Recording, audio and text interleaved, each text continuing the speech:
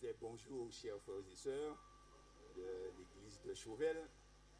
Et je voudrais souhaiter bon courage aux familles à foi et à tous les Mathieu et tous ceux qui sont apparentés avec Sidélia, puisque ce sont des frères et sœurs que nous avons côtoyés et qui nous ont laissés et qui aujourd'hui se reposent en attendant que le Seigneur revienne et leur accorde la récompense après laquelle ils ont tant soupiré. Alors nous aussi, donc, continuons à persévérer, continuons à garder la foi. C'est ce que nous essayons de faire par la grâce de Dieu. Alors, je vous donne des nouvelles du bébé que Chauvel a engendré, la Brousse. Eh bien, nous continuons à persévérer. Nous essayons de suivre la trace de ceux qui nous ont précédés. Et avec la grâce de Dieu, on y arrive tant bien que mal. Les difficultés sont là, comme partout, mais le Seigneur nous aide, le Seigneur nous soutient. Et donc, on veut aller de l'avant. On veut aller de l'avant dans la mission et on veut voir l'œuvre du Seigneur avancer donc du côté de la Brousse. Donc, les frères sont de bon courage. Ils sont fatigués aussi parce que c'est beaucoup de personnes âgées. Mais avec ceux qui ont encore de la force, nous avançons petit à petit. Voilà. Alors, le sujet de ce matin s'intitule « L'Élie des derniers jours ». Dans le livre du prophète Malachie, et c'était cité dans la leçon de l'école du sabbat aussi, chapitre 4, versets 5 et 6, Dieu fait une promesse, celui d'envoyer son serviteur Élie avant la venue du Sauveur. Élie est envoyé afin de rétablir le culte du Dieu vivant et vrai. Les disciples, un jour, firent cette question à Jésus. Pourquoi les scribes et les pharisiens disent-ils qu'Élie doit venir avant la venue du Messie? Parce qu'ils voient Jésus faire des œuvres merveilleuses, ils voient que Jésus dit que le royaume de Dieu est là, et que, afin que Jésus se présente comme le Messie. Mais eux, ils ont encore une question dans la tête, c'est qu'ils ont été enseignés qu'avant que le Messie ne paraisse, Élie doit venir. Élie doit le précéder. Et ils n'ont pas vu Élie. Donc ils se posent la question, mais Jésus, il est bien devant nous. On voit les œuvres, mais il manque quelque chose. Il manque Élie pour que le tableau puisse être complet. Et Jésus va leur dire que Élie est déjà venu. En parlant de Jean-Baptiste. Il est déjà venu. Alors, Jésus même va leur dire que Jean-Baptiste, c'est Élie. Dans Matthieu 11 et le verset 14, Matthieu 11, verset 14, Matthieu 11, verset 14,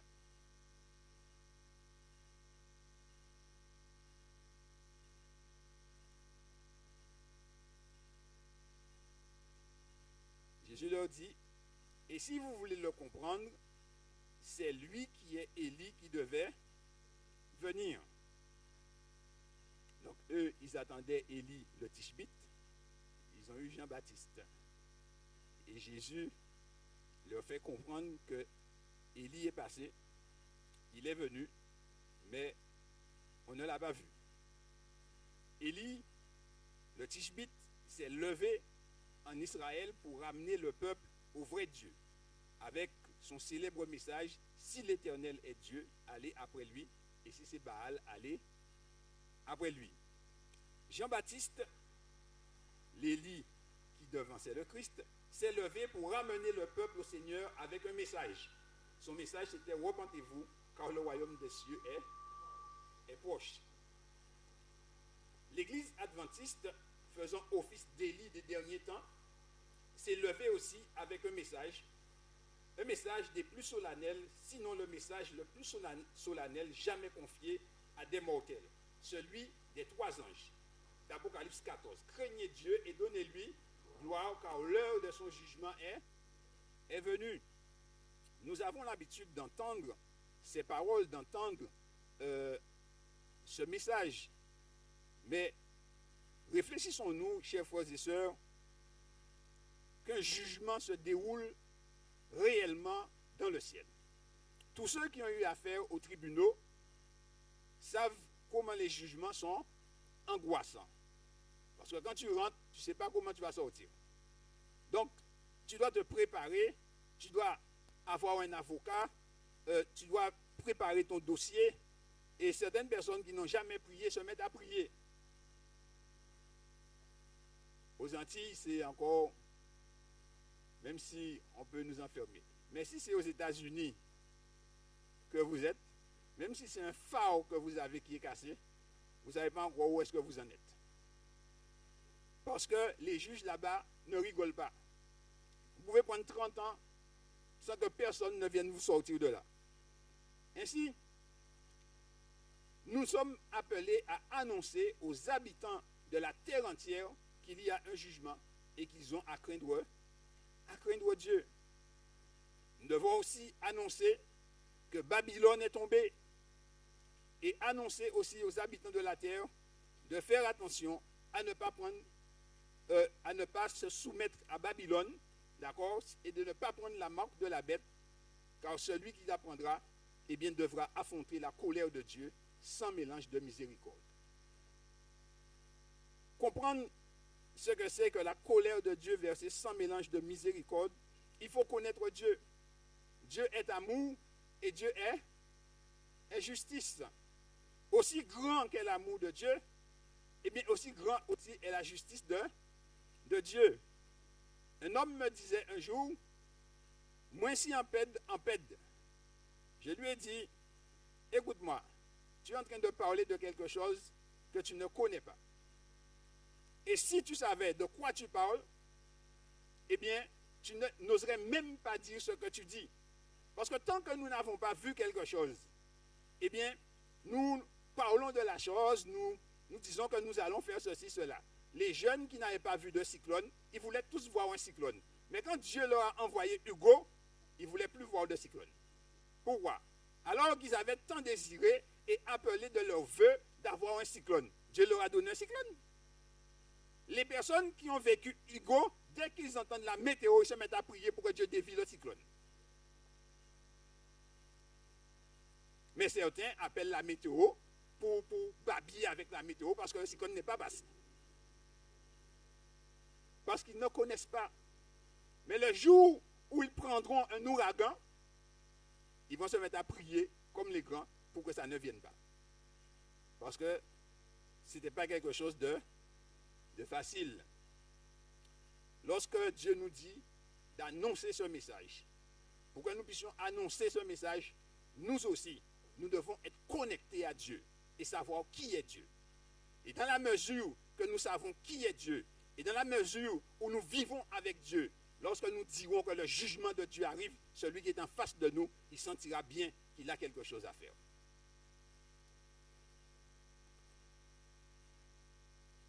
Dernièrement, j'étais dans mon lieu de prière et j'étais en train de prier Dieu et de plaider la cause auprès de Dieu.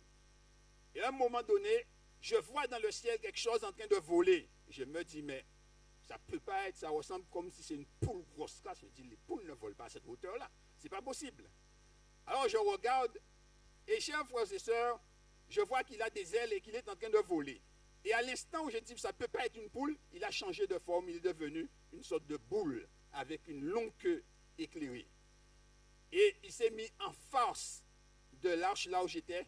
Et quand il est arrivé en face de l'arche, il s'est arrêté au beau milieu du ciel. Et là, il s'est ouvert en lumière. Je regarde cela. Je suis spectateur. Je regarde. Mais ce qui était fort, c'est que pendant que je regardais ce qu'il faisait, un globe s'est approché. Un globe, c'est multifacette, je ne sais même pas expliquer ça. Mais quand il s'est approché, c'était la présence de Dieu. Je regardais ce que faisait l'ange, mais quand il s'est approché de moi, chers frères et sœurs, à l'instant, je suis devenu tout petit. Et plus il s'approchait, plus je sentais que je disparaissais. Je suis assis seul en train de regarder cela. Et après, il s'est retiré et je suis redevenu bien. Donc, quand nous disons que ceux qui prendront la marque de la bête subiront la colère de Dieu sans mélange de miséricorde, bien, chers frères et sœurs, nous devons savoir de quoi nous parlons. Parce que, en fait, ne pas être avec Christ, c'est la mort. Pas que Dieu veut nous détruire, mais c'est que la sainteté de Dieu, lorsqu'il s'approche du pécheur, eh bien, le pécheur ne peut pas rester debout. Ce n'est pas que Dieu veut le détruire, mais parce que le péché est en lui, il ne peut pas supporter la présence de Dieu. Regardez Daniel, un homme saint, selon Dieu, mais quand Dieu s'est approché de lui, il s'est effondré.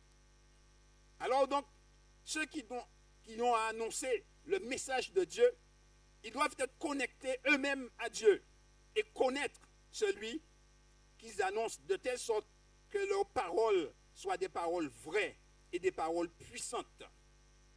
Élie a fait le travail de Dieu de même que Jean-Baptiste et l'Église aussi fait le travail de Dieu.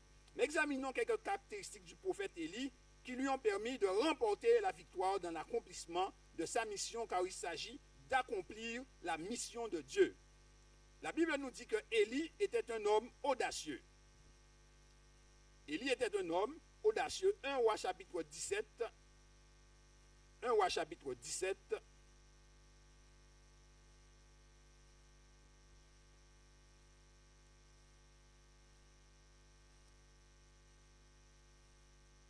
C'est l'épisode où Élie va arriver dans le palais. Il est dit, Élie le Tishbite, l'un des habitants de Galaad, dit à Akab, l'Éternel est vivant, le Dieu d'Israël dont je suis le serviteur. Il n'y aura ces années-ci ni rosée ni pluie, sinon à ma parole. Élie n'a pas attendu pour qu'on puisse le présenter. Il n'a pas respecté le protocole. Il a débarqué dans le palais devant Akab et lui a donné le message de Dieu. Voilà ce que Dieu m'a envoyé te dire. Il n'y aura ni pluie ni rosée, sinon à ma parole. Ainsi, Élie avait de l'audace, parce qu'il fallait être audacieux pour faire cela. Une fois que Dieu l'avait mandaté, eh bien, il ne se laissait impressionner par personne, il allait de l'avant. Et il a été de l'avant. Jean-Baptiste aussi était un homme audacieux. Parce que Jean disait à Hérode, il ne t'est pas permis de prendre la femme de ton frère. Hérode était roi et Jean-Baptiste un prophète. Et Jean-Baptiste lui dit, ce que tu fais là, c'est pas bon. L'Église aussi doit être audacieuse. Et l'Église a été audacieuse. Depuis que l'Église existe, l'Église a envoyé des missionnaires à droite, à gauche. Et les missionnaires ont été aux 4 points cardinaux pour prêcher l'Évangile. Et l'Église est entrée dans des endroits où l'Évangile n'avait jamais été prêché. Et chaque fois que l'Église se met au niveau où Dieu l'attend, eh bien Dieu agit. Il y a un pasteur qui a été prêché en Papouasie-Nouvelle-Guinée dans une tribu. Eh bien, il y avait un grand sorcier dans le voisinage. Et l'esprit qui animait le sorcier lui a dit de tuer le pasteur pendant que le pasteur prêchait l'évangile. Et il est venu avec son couteau pour poignarder le pasteur. Lorsqu'il est venu, il a levé son couteau. Eh bien, le couteau est resté en l'air. Il ne peut pas poignarder le pasteur. Et finalement, il est tombé à genoux. Il est parti en courant. Après, il est revenu voir le pasteur. Il a dit, ton Dieu là que tu sers est vraiment plus puissant que le mien, je veux le connaître. Il est devenu adventiste du 7e jour. Et comme ils ont une association de sorciers. Et donc, oui, ils ont une association de sorciers. Et donc, lui maintenant, il est devenu un prédicateur pour les sorciers. Et des centaines de sorciers sont en train de se convertir et de devenir adventistes du 7e jour. On peut dire Amen. L'église de Dieu est une église audacieuse. Élie était un homme de foi et de prière. Ça, nous le savons. 1 Roi chapitre 18. 1 Roi chapitre 18. 1 Roi chapitre 18, verset 41 à 40, verset 24. D'abord, verset 24. Élie va dire au prophète de Baal, chacun va invoquer son Dieu. Il dit, puis invoquez le nom de votre Dieu, et moi j'invoquerai le nom de l'Éternel, le Dieu qui répondra par le feu, c'est celui-là qui sera Dieu. Élie propose un défi. Il dit, va tous les deux prier, d'accord? On va appeler notre Dieu, et celui qui répondra par le feu, c'est lui qui sera Dieu. C'est un gros défi, ça. Parce que quelque chose peut passer dans ta tête, et s'il va répondre. Mais Élie est un homme de foi et de prière. Et il propose ça parce qu'il connaît Dieu. Il sait que Dieu est fidèle et que Dieu ne le laissera pas tomber.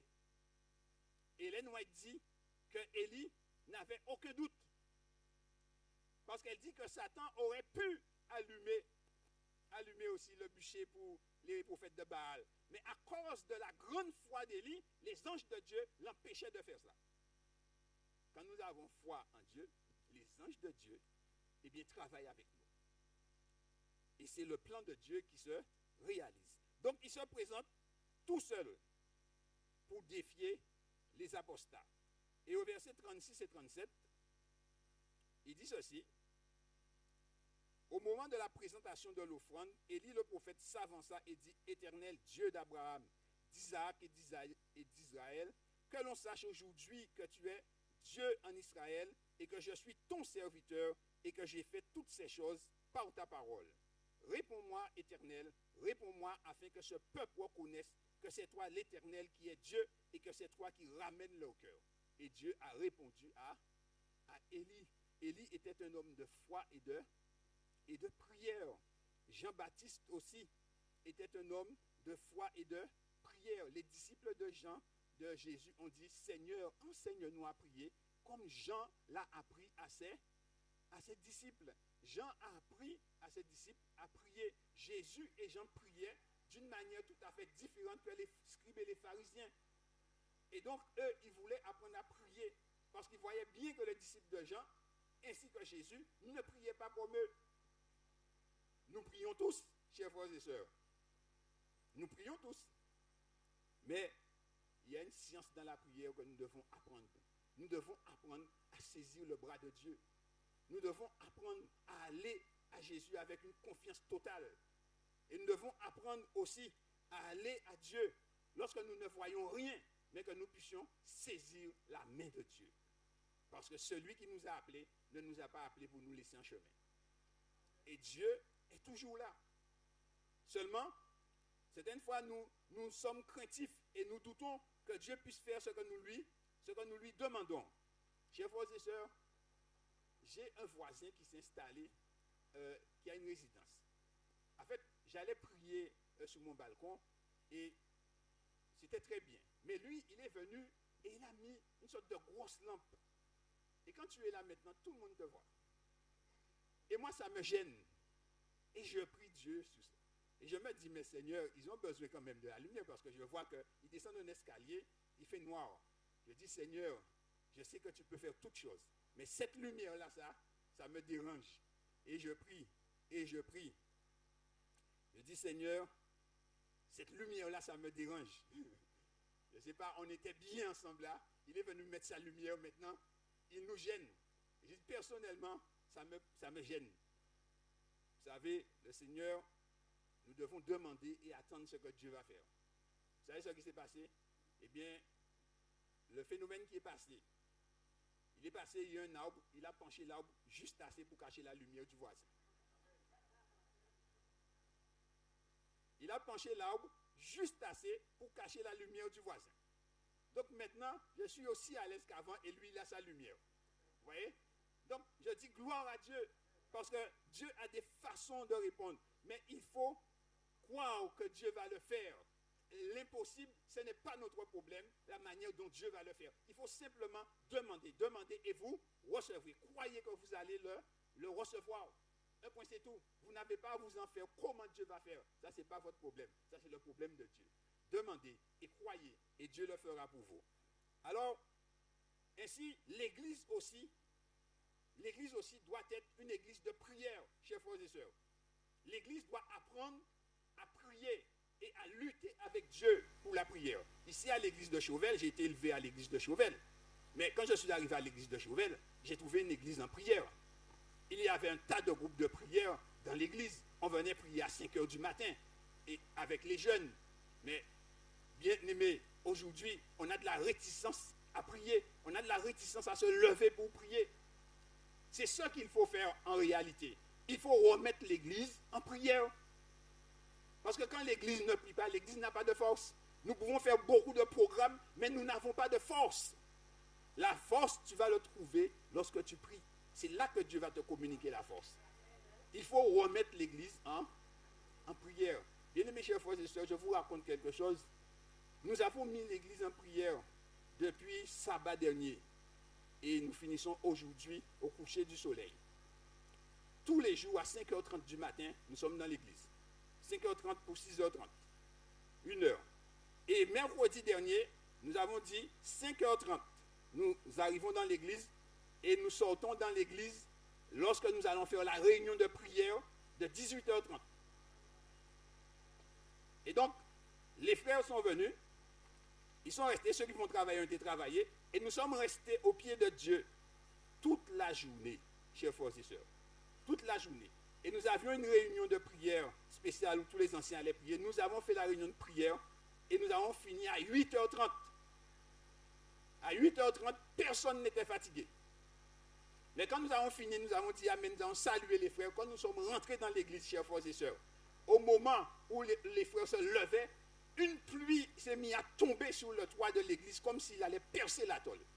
Et les frères disaient, mais il pleut. J'ai dit, les frères, c'est la bénédiction de Dieu. Ne vous inquiétez pas, ça c'est la bénédiction de Dieu. Et chaque fois que je disais ça, la pluie redoublait d'intensité. Et les frères disaient, mais Charlie, il peut encore plus. J'ai dit, non, ça c'est une double ration qu'on nous donne. Et j'ai dit, vous allez voir, ça va s'arrêter d'un coup. Et ça s'est arrêté net d'un coup. Et quand ils sont sortis, ils ont regardé le ciel est limpide, chers frères et sœurs. C'est la bénédiction de Dieu. Quand l'église de Dieu prie, et ça s'est passé devant toute l'église. Je ne peux pas dire que c'est moi. Toute l'église, il y avait Louisiane là, il y avait d'autres frères et sœurs de Chauvel qui étaient avec nous. Donc, tout le monde voit la chose. Ainsi, chers frères et sœurs, quand l'église prie, Sœur White dit que rien ne peut arrêter l'église. Rien. Nous avons fait quelque chose selon Néhémie chapitre 9. Néhémie chapitre 9. Dans Néhémie 9, il est dit, ils ont passé un quart de la journée à lire la parole et un autre quart de la journée à confesser les péchés. Parce que nous prions, mais nous n'avons pas de résultats, chers frères et sœurs. Ou bien nous avons de maigres résultats. Mais ce n'est pas ce que Dieu est un Dieu d'abondance. Et qu'est-ce que nous avons fait? Eh bien, de 6h30 à 10h, nous avons lu la parole de Dieu comme ça pour voir qu'est-ce qui contriste le Saint-Esprit. Pas commenter, mais lire la parole de Dieu. La vraie parole de Dieu. Là où Dieu disait, si tu es un menteur, tu as un problème. Si tu es un adultère, tu as un problème. Parce que oui, c'était ça. Et donc, on a vu tout cela. Et après, on a pris le temps pour se confesser. Et ceux qui ont des problèmes avec les autres, allez demander pardon. La réalité, mes frères, parce que nous cherchons que Dieu nous baptise de son Saint-Esprit. Après, de 10h30 jusqu'à midi, nous avons attaqué le péché des pères. Et là, nous avons commencé. Et là, j'ai dit aux frères, écoutez-moi bien, chers frères et sœurs. Il y a certains d'entre vous, famille a été fait chien, famille a été fait volant. Oui, mes frères, nous sommes des créoles. Parce que beaucoup d'entre nous étaient chez les gars des affaires. Et Sœur White le dit, des enfants ont été emmenés chez ces gens-là et ils sont sous une influence qu'ils devront lutter avec toute leur vie. Et il y a des frères et sœurs qui sont dans l'église, mais qui ont perdu la foi et qui vont prévoir à leurs affaires. Ils sont dans l'assemblée. Quand tu vas là et que tu viens dans l'assemblée, l'esprit qui est là-bas, tu l'emmènes dans l'église. Alors nous avons commencé à confesser cela. Et quand nous avons commencé à le confesser, mes frères, eh bien des frères et sœurs viennent me dire, Charlie, quand j'ai commencé à confesser, je ressens des choses. Pourquoi ils ressentent des choses, mes frères? Ils n'ont rien ressenti jusqu'à maintenant. Mais à partir du moment qu'ils ont commencé à faire cela, ils ont commencé. Pourquoi? Parce que la chose est là. C'est ça la réalité. Tu peux chanter le cantique comme tu veux. Satan aussi chante 7 octaves. Qui c'est qui peut monter là? C'est pas Sylvie. Qui peut monter là? Et il chante. Il vient adorer. Il vient au culte aussi. Donc on ne le gêne pas. Venir à l'église ne le gêne pas. Ce qui le gêne, c'est que l'église puisse faire le nettoyage. C'est ça qui le gêne, chers frères et sœurs. Si nous confessons nos péchés, si nous nous humilions, Satan tremble. Parce qu'il sait que Dieu va exaucer son peuple. Nous sommes le peuple de Dieu, chers frères et sœurs. Mais nous devons rentrer dans l'application de la parole de Dieu. Nous sommes des hommes de foi, mais nous devons être aussi des hommes de prière. Et nous devons arriver chers frères et sœurs, à la réalité des choses. Je me souviens, ici même à Chauvel, dans le banc, là où se trouve Mariette, il y avait une dame qui est venue ici. Et la dame, son mari ne voulait pas entendre parler de la prière. Tout le monde va venir à la casa. Bien aimés chers frères et sœurs, quand la dame m'a dit ça, je dis, on va prier chez toi. La dame a tremblé. Elle a tremblé, j'ai dit, non, tu n'as pas à avoir peur. Je vais prier pour toi. Je t'impose les mains, mais c'est à ton mari que j'impose les mains. Et quand j'ai fini, tu l'appelles et il te dira, oui, il peut venir. La dame me regarde, j'ai dit, n'aie pas peur. Et je lui ai imposé les mains et j'ai prié sur le mari. Et j'ai dit, maintenant, appelle-le. Quand il a appelé, il a dit, le monsieur a dit, vous devez venir prier. Il a dit, oui, il peut venir. C'est Dieu qui dirige. Lorsque Dieu se montre, comme dit le cantique, l'ennemi, il fuit. Ainsi, Élie était un homme de foi et de prière. L'église de Dieu doit être une église de foi et de prière. Chers frères et sœurs, l'église de Chauvel a toujours été une église de foi et de prière. Et nous devons conserver cela par la grâce de Dieu et nous devons revivifier cela.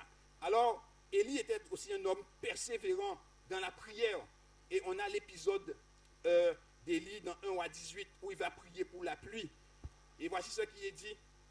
Et Élie dit à Akab, monte, mange et bois, car il se fait un bruit qui annonce la pluie. Akab monta pour manger et pour boire. Mais Élie monta.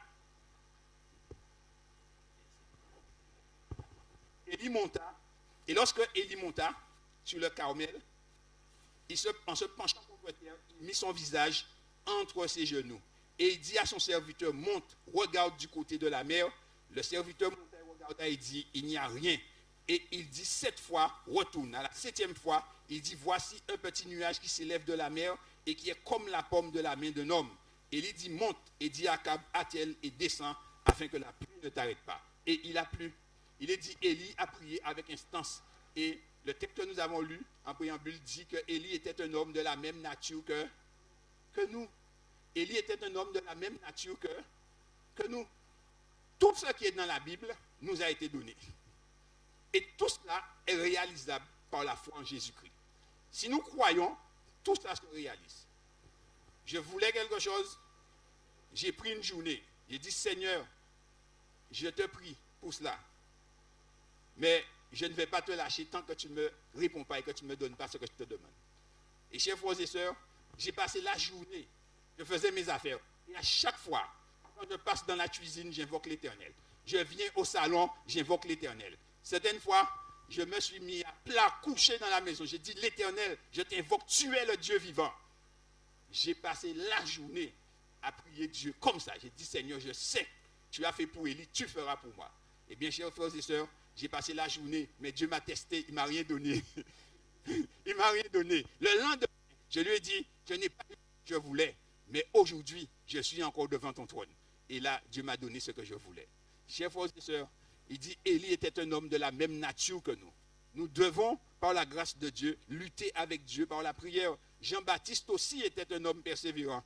Parce que sans persévérance, tu ne peux pas faire ce travail. Et l'Église doit être aussi persévérante. Apocalypse 14, verset 12 dit, c'est ici la persévérance des saints qui gardent les commandements de Dieu et qui ont la foi de Jésus. Nous aussi, nous devons être persévérants. Ce qui nous rend persévérants, c'est la connaissance que nous avons de Dieu. Du fait que nous savons que Dieu est bon, que Dieu est juste et que Dieu ne nous abandonnera jamais, alors à ce moment, nous pouvons être persévérants. Nous pouvons être déterminés. À partir du moment que la parole de Dieu t'autorise quelque chose, tu peux être persévérant dans la prière. Mais si Dieu te dit arrête, eh bien tu peux arrêter. Moi j'avais un souci, je voulais comprendre et connaître quelque chose. Je suis resté 30 jours dans le jeûne et la prière. Et quand je suis arrivé au 30e jour, Dieu m'a dit arrête, maintenant mange. Et il m'a donné toutes mes réponses. Ainsi, chers frères et sœurs, il faut vraiment être déterminé dans ce que tu fais. Si tu n'es pas déterminé, celui qui ne renonce pas à lui-même. Moi, je renonce à tout, à mes désirs, à mes pensées. Ce que Dieu me dit, c'est ce que je fais. Si Dieu me dit, je ne vais pas. Si Dieu me dit, ok, je vais. Et si même ce que Dieu me dit ne me plaît pas, je vais parce que c'est Dieu qui me dit de le faire. Pourquoi? Parce que je lui fais confiance et je me dis, il sait mieux que moi ce que je dois faire ou ce que je ne dois pas faire. Ainsi, chers frères et sœurs, Dieu, il nous dirige, il nous guide et il nous révèle les choses. Nous devons être des hommes et des femmes persévérants. Quand vous priez pour un enfant, ne baissez pas les bras, il faut persévérer jusqu'au bout. jusqu'au bout, jusqu'à ce que Dieu vous réponde. Peut-être que ça peut prendre des années, hein, mais il ne faut pas lâcher l'affaire. Dieu est fidèle. À cause de sa fidélité, nous devons persévérer. Et l'Église doit persévérer et ne pas se décourager. Chers frères et sœurs, nous pouvons prêcher l'Évangile. Même si personne n'accepte l'Évangile, nous devons continuer. Pourquoi? Parce que c'est l'œuvre de Dieu. Ce que nous plantons aujourd'hui, un autre le récoltera demain. Je suis devenu adventiste parce qu'un colporteur avait vendu une Bible à ma mère. Et la Bible, eh bien, il lui manquait déjà un tas de parties. Mais quand j'aimais lire et que j'ai lu tout ce qu'il y avait dans la maison, il n'y avait plus rien. Un jour, j'ai pris la Bible. Et une fois que j'ai pris la Bible, c'était bon. Vous voyez, ça a pris des années. Mais le livre est resté là. Et l'œuvre de Dieu a été faite. Élie était un homme qui appelait le péché par son nom. 1 roi 2, d'accord? 1 roi 21, versets 19 et 20. Lorsque Akab a tué Naboth pour prendre sa vigne, versets 19 et 20, et Dieu lui dit, tu lui diras, ainsi parle l'Éternel, n'es-tu pas un assassin et un voleur? Il parle au roi, hein? Au roi qu'il parle. Il lui dit, tu es un assassin et un voleur. Et tu diras, ainsi parle l'Éternel, au lieu même où les chiens ont léché le sang de Naboth, les chiens lécheront aussi ton propre sang. Akab dit à Élie, m'as-tu trouvé mon ennemi? Et il répondit, je t'ai trouvé parce que tu t'es vendu pour faire ce qui est mal aux yeux de l'Éternel. Et l'Éternel va lui donner sa sentence. Vous voyez? Il n'avait pas peur de dire que ça, c'est mal. Il n'avait pas peur de le dire. Certaines fois, nous voulons dire aux gens, parce que bon, on veut caresser les gens dans le sens du poil. Il ne s'agit pas d'être méchant ni d'être dur, hein, mais il faut dire que ça, c'est pas bon. Et même si c'est un parent, il faut lui dire encore plus si c'est un parent. Parce que c'est tellement facile de le dire aux autres, mais si c'est ton parent, il faut lui dire que ce que tu fais là n'est pas bon. Parce que tu veux le sauver. L'aimer, ce n'est pas lui cacher la vérité. Il faut lui dire la vérité. Jean-Baptiste, lorsque les gens venaient à lui, qu'est-ce qu'il faisait? Il disait, eh bien, arrêtez d'extorquer les gens. Il disait aux publicains, n'exigez pas plus que ce qu'on vous a demandé. D'accord? Il leur disait, voici ce qui est bien, voici ce qui est mal. Aujourd'hui, frères et sœurs, on a l'impression que le péché est devenu banal. Dans la leçon, il dit, vous voyez la gravité, Jésus dit, il faut couper ton bois, Mais maintenant, quel couper bois qu'il y a, chers frères et sœurs? Chacun fait ce qu'il veut dans l'église, pratiquement. Oui, mais c'est ce qu'on observe. Les gens font ce qu'ils veulent dans l'église. Et quand on dit quelque chose aux gens, on trouve des philosophes qui vous disent, est-ce que Dieu a radié les gens, Marie, Jésus n'a pas condamné Marie. Jésus n'a pas condamné Marie, mais est-ce que Marie est restée dans son péché? Mais on ne veut pas être condamné, mais on veut continuer à vivre comme on veut. Mes frères, le péché et la sainteté de Christ, ça ne va pas ensemble. Et ce n'est pas à notre avantage, c'est à notre désavantage. Parce que nous pensons que nous vivons bien, mais en fait, nous sommes liés au fur et à mesure par le malin. Et nous devenons prisonniers d'un style de vie. Et le jour où nous voulons sortir dedans, eh bien, Satan se dresse devant nous comme une muraille pour nous dire que non, tu vas rester là. Et c'est ainsi que beaucoup de personnes se trouvent en difficulté. Et vous n'allez pas imaginer les choses que vous pouvez trouver certaines fois lorsque vous allez prier avec les gens. Vous tombez des nues et vous demandez, mais est-ce que vous êtes sur une autre planète? Non, c'est bien la planète Terre. Et c'est bien l'Église de Dieu. Bien-aimés chers frères et sœurs, ceci est un vrai sujet. On ne peut pas s'élever dans la sainteté en vivant dans le péché. Ce n'est pas possible. On ne peut pas s'élever dans la connaissance de Dieu en faisant ce qu'on veut dans l'Église. Ce n'est pas possible. Ce n'est pas possible. Quand Dieu nous donne des ordonnances, c'est pour notre bien. Quand Dieu nous dit de ne pas faire quelque chose, c'est pour notre bien. C'est notre liberté en fait. Satan a dit à Adam et Ève, si vous mangez ce fruit-là, vous allez être comme Dieu. Nous sommes comme Dieu. Ils n'ont pas vu tous les crimes qu'il y avait, ils n'ont pas vu tous les hôpitaux, ils n'ont pas vu tous les larmes qu'on allait verser derrière nous. Vrai ou faux? Ils n'ont pas vu ça. Hein? De sorte que le péché a quelque chose de séduisant. Et lorsqu'on entre dedans, eh bien, on voit que notre avantage. L'autre nous fait voir que des avantages. Mais quand nous sommes dedans et que nous sommes prisonniers et que nous voulons sortir, maintenant, nous commençons à avoir des larmes. Et le prophète Ésaïe dit, nous en souffrons longtemps. Certainement, on voudrait ne pas souffrir, mais il dit, nous en souffrons longtemps. Parce que tu as planté un arbre. Maintenant, il porte. Et des fois, le fruit est dur, mais il faut persévérer, parce que Dieu est miséricordieux. La bénédiction va jusqu'à 1000 générations et la malédiction va seulement à 3-4 générations. Donc vous voyez, Dieu est miséricordieux. Mais le meilleur, chers frères et sœurs, c'est d'éviter. Et c'est pourquoi il dit, si quelqu'un a péché, nous avons un avocat auprès du Père, Jésus-Christ le juste. Et dit, si nous confessons nos péchés, il est fidèle et juste pour nous pardonner et pour nous purifier de toute iniquité. Ce sont des réalités spirituelles. Dieu le fait réellement. Il nous délivre de la culpabilité et il nous réintègre dans la communion avec lui. L'Église est aussi appelée, chers frères et sœurs, comme je le disais, à appeler le mal par son nom. Et à la fin des temps, il est demandé à l'Église d'avertir le monde entier qu'il y a un jugement qui se déroule et que les hommes ont à ne pas accepter la marque de la bête et à annoncer que Babylone est tombée. Et ça, c'est un travail.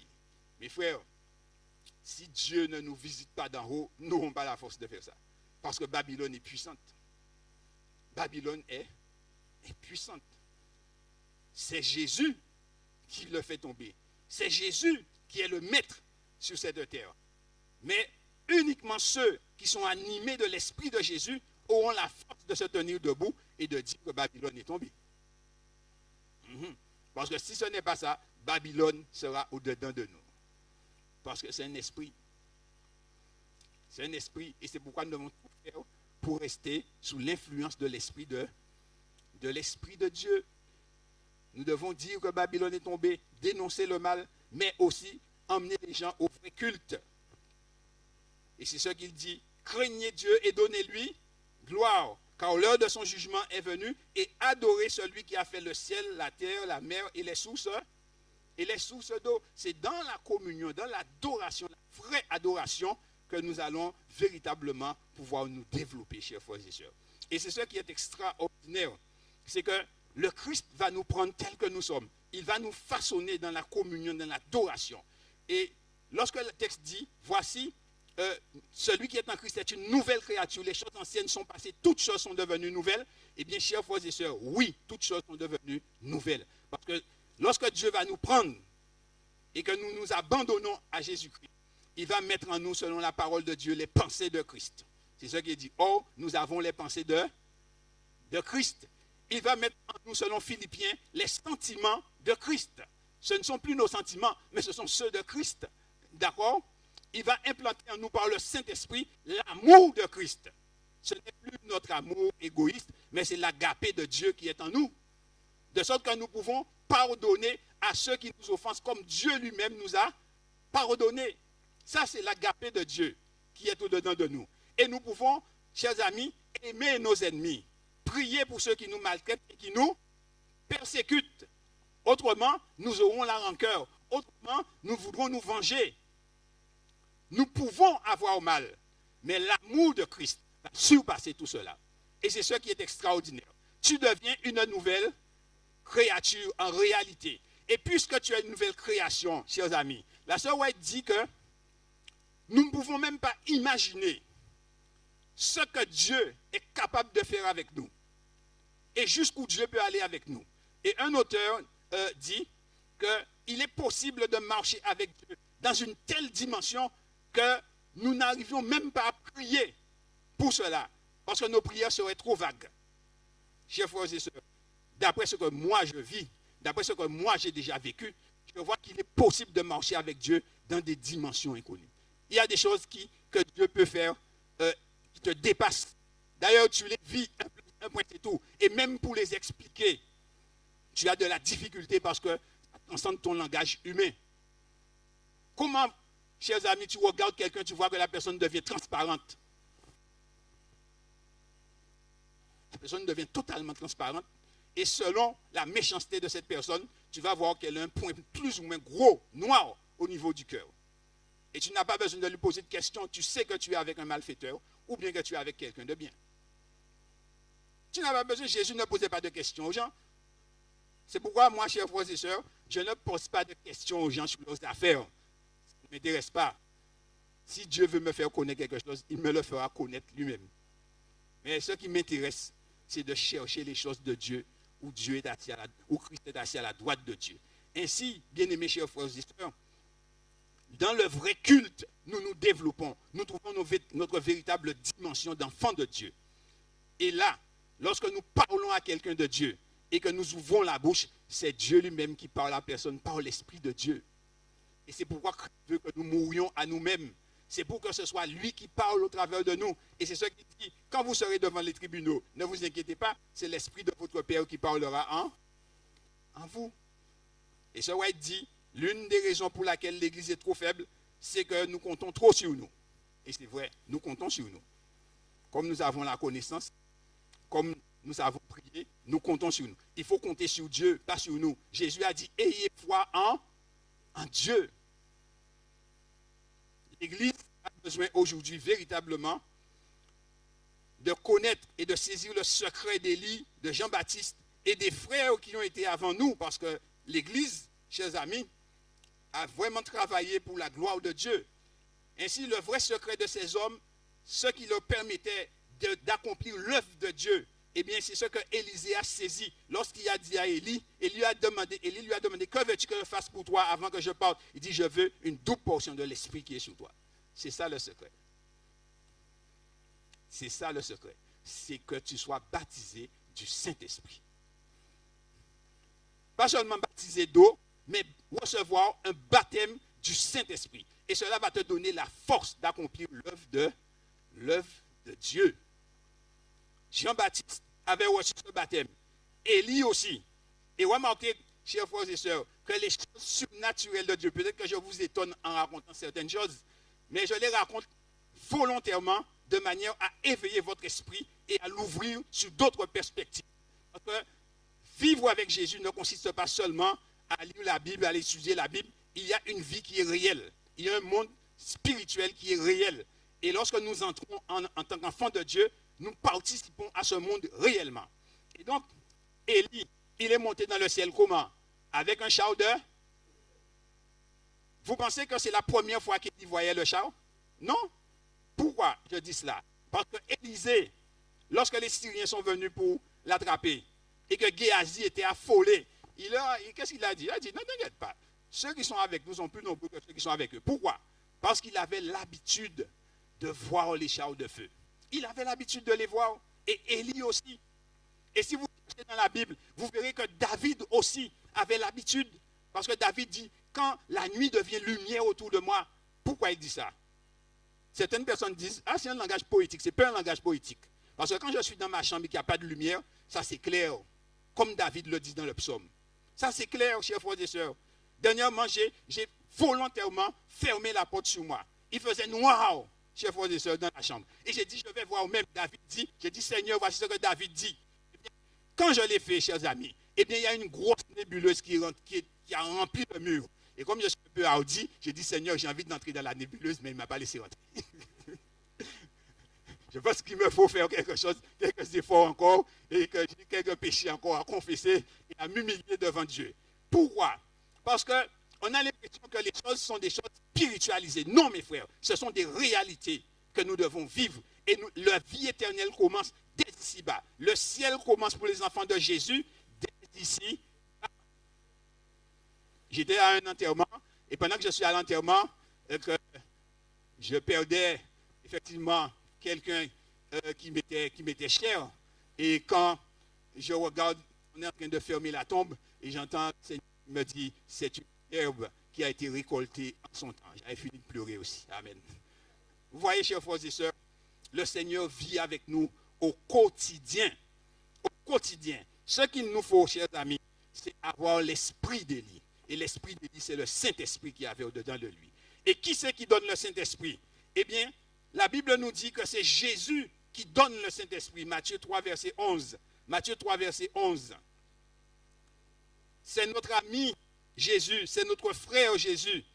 J'aime à dire que Jésus, c'est un ami, c'est un frère, c'est un sauveur. On a demandé, qui est-il pour vous? C'est important de répondre à la question. Il dit, moi je vous baptise d'eau pour vous amener à la repentance, mais celui qui vient après moi est plus puissant que moi et je ne suis pas digne de porter ses souliers. Lui, il vous baptisera du Saint-Esprit et de feu. Bien-aimé, lorsque Jésus te baptise du Saint-Esprit, et de feu, c'est impossible que tu sois tiède. La Odyssée, Dieu lui dit, parce que tu es tiède, je te vomirai. Mais Jésus nous baptise du Saint-Esprit et de feu. Le Saint-Esprit vient pour te réchauffer, pour renouveler tes énergies et pour te pousser à accomplir l'œuvre de Dieu. Car l'Esprit est donné, chers frères et sœurs, dans la mesure où nous sommes capables de le recevoir et dans la mesure où nous allons transmettre ce que Dieu nous a donné. Si nous comptons sur l'Esprit pour que nous puissions continuer à rester dans l'église, assis dans l'église, ça ne va pas marcher. Le Saint-Esprit est un esprit missionnaire. Une fois que tu reçois ce baptême, tu as la démangeaison de sauver les âmes. Et c'est ça le travail de Dieu. Alors, nous devons rechercher cette puissance, demander à Dieu de nous baptiser. La promesse de Dieu est certaine. Il le fera. Et exactement comme Élie, comme Élisée, comme les apôtres, nous serons capables, par la grâce de Dieu, d'accomplir la mission de Dieu. Lorsque nous aurons témoigné aux gens, ceux qui voudront accepter vont accepter, et ceux qui ne vont pas accepter, ils sauront qu'ils sont condamnés. C'est ce que les apôtres faisaient, chers frères et sœurs. Et tous les signes qui doivent accompagner l'évangile l'accompagneront par la grâce de Dieu. Dernièrement, ma cousine me racontait que son papa était déjà mort une première fois. Avec sa mère, elles ont prié, Dieu l'a ressuscité. Quand elle a rencontré à l'église, les gens se sont moqués d'elle. Mais quand elle est arrivée à l'hôpital avec le papa, le médecin a fait un scanner. Et le médecin a dit, mademoiselle, songeons, vous avez raison, votre papa, il était réellement mort. Je vois la trace de la mort dans son cerveau. Il était réellement mort. Mais l'église n'a pas cru ça. Parce que pour eux, Dieu ne ressuscite pas les morts. Vous voyez? Une seconde fois, il est mort. Et quand ils ont prié, elle m'a dit, Charlie, si je raconte ça aux gens, les gens vont dire, ils n'ont pas cru la première fois. Mais je te dis, j'ai vu le souffle revenir au-dedans de ses, rentrer dans ses narines. Il a repris vie. Et il est parti à l'heure où Dieu voulait qu'il parte, chers frères et sœurs. Ainsi, Dieu est le même hier, aujourd'hui et éternellement. Et tout ce qui est écrit dans la Bible se réalise dans l'église de Dieu. Nous n'avons rien à envier à aucune église, chers frères et sœurs. Nous avons tout parce que Jésus dirige son église, il dirige sa maison. Ainsi, chers frères et sœurs, ce que Dieu attend de nous, c'est une recherche sincère, un abandon sincère. Et le plan de Dieu se réalisera. Il remplira son église de son esprit. Il remplira les frères et sœurs du Saint-Esprit. Et l'œuvre sera achevée et nous allons rentrer chez nous par la grâce de Dieu. Notre maison, ce n'est pas ici-bas, c'est dans le ciel avec Jésus. Et c'est pour ça, il veut nous baptiser de son esprit. Il veut finir avec cet exode que nous vivons. Dieu est grand. Élie a accompli sa tâche. Il est monté au ciel. Jean-Baptiste a accompli sa tâche. On lui a coupé la tête. Ça, c'est rien, chers frères. On peut vous couper la tête. Ça, c'est rien. Moi, personnellement, je dis à Dieu, Seigneur, je fais tout ce que tu me dis de faire après que je vive ou que je meure. Ça, c'est rien. Parce que Dieu nous ressuscitera par la grâce de Dieu. Ainsi, la mort a perdu son pouvoir sur nous, puisque nous sommes tous vainqueurs déjà de la mort. Et lorsque Jésus reviendra, eh bien, ce qui est arrivé à Élie arrivera aussi aux frères. Ceux qui seront debout là, eh bien, ils monteront au ciel sans passer par la mort. Et ceux qui sont morts, eh bien, ils ressusciteront et tout le monde sera réuni ensemble. Chers frères et sœurs de Nouvelle, persévérez avec le Seigneur. Combattez avec le Seigneur. Avancez avec le Seigneur. Et Dieu, notre Dieu, nous donnera la victoire parce que Dieu ne perd aucun combat. Mais soyons avec lui pour que nous puissions être plus que vainqueurs. Que Dieu vous bénisse et que Dieu bénisse son Église dans le monde et surtout que Dieu bénisse l'Église en Guadeloupe et qui nous aide à nous relever parce qu'il faut que l'Église de Dieu se relève en Guadeloupe par la grâce de Dieu. Amen.